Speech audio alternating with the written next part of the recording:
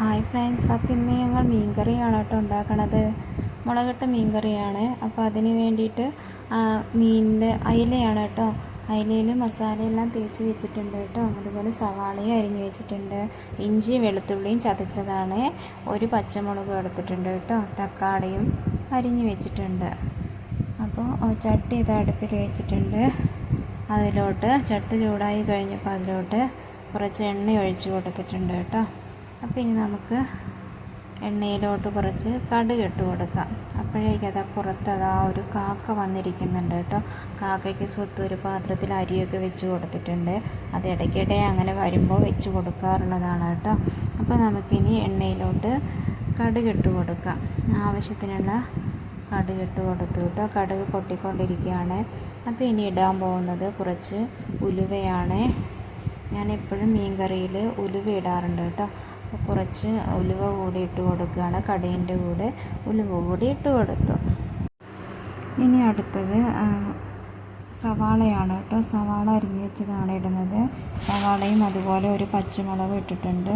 അപ്പോൾ അതും കൂടിയാണ് എണ്ണയിലോട്ട് ഇട്ട് കൊടുക്കുന്നത് കേട്ടോ. സവാള വഴറ്റാൻ വേണ്ടിയിട്ട് കുറച്ച് ഉപ്പ് കൂടി ഇട്ട് കൊടുത്തിട്ടുണ്ട്. സവാള നല്ലതുപോലെ ഒന്ന് വഴറ്റിയെടുക്കണം. കണ്ടോ, കല്ലുപ്പാണ് കേട്ടോ ഇട്ട് കൊടുത്തത്. അങ്ങനെ ഞാൻ കുറച്ച് സമയം ഈ സവാളയൊന്ന് ഇളക്കിക്കൊണ്ടിരുന്നു കേട്ടോ. സ്വത്ത് റൂമിൽ കൊച്ചു ടി വി കണ്ടുകൊണ്ടിരിക്കുകയാണ്.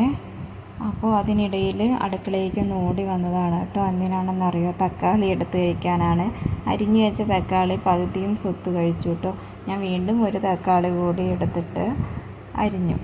ഇപ്പോൾ സവാള ഈ ഒരു പരുവത്തിലായി വന്നിട്ടുണ്ട് കേട്ടോ. അങ്ങനെ ഇനി അടുത്തത് ഞാൻ ഇതിലോട്ട് ഇടാൻ പോകുന്നത് ഇഞ്ചിയും വെളുത്തുള്ളിയും ചതച്ച് വെച്ചതാണ് കേട്ടോ. ഇതിട്ട് കഴിഞ്ഞ് കുറച്ച് സമയം ഒന്ന് ഇളക്കി നല്ലപോലെ ഒന്ന് ഇളക്കി കൊടുത്തു കേട്ടോ.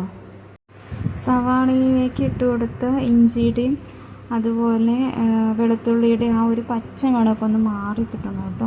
അതുവരെ ഞാനൊന്ന് ഇളക്കി. ഇത് കണ്ടോ, അയിലയിൽ മസാലയൊക്കെ തേച്ച് വെച്ചിരിക്കുകയാണ് കേട്ടോ.